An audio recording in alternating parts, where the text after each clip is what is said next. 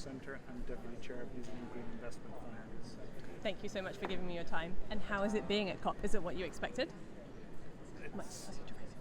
I had expected, having been to a COP before, it was relatively easy, but the themes around transition finance, around blended finance are much stronger than in previous COPs, and the geographic area of Expo City in Dubai, where COP is a huge challenge. Imagine 3 times the size of the Auckland Domain, and you're having to walk from end to end between meetings in 29 or 30 degree heat. It is really hot, isn't it? Yes. Yep, and Joe?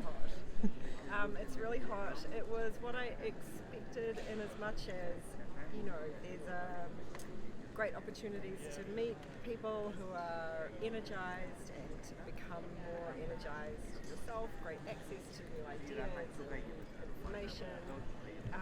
I guess for me, there's a notable absence of activists at this COP, and I think that they're a really important part of the COP process.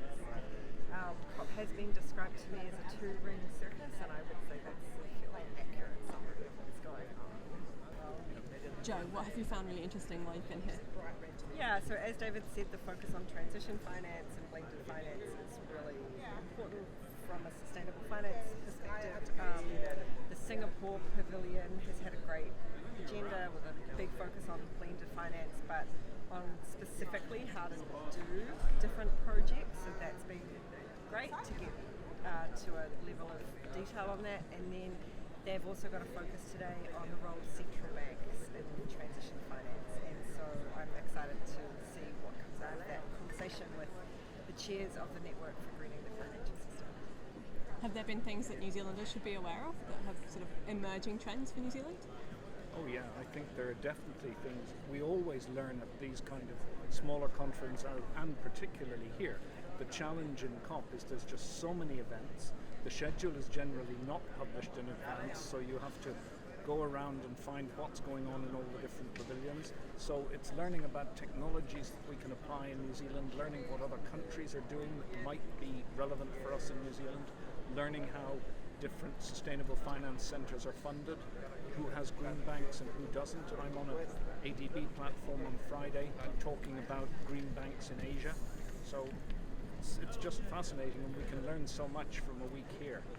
I think a key message to convey to our stakeholders at home is that despite what you might read about the contradictions with the COP presidency and some of the media coverage, the direction of travel is pretty clear. Like, it does feel like we've reached somewhat of a crescendo and we're going to come down the other side. So there's a kind of a level of pragmatism associated with the conversations around transition finance.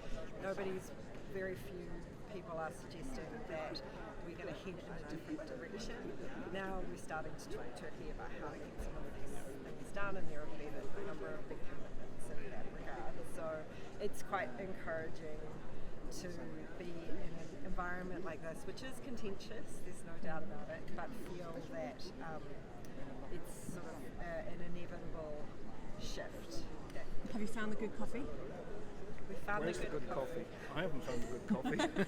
I've heard, shock and horror, that the Australians have good coffee. The Australians, yes, I've heard that too. The Australians have good coffee. All right, thank you both for your time. I really appreciate it. Thank you. Cheers.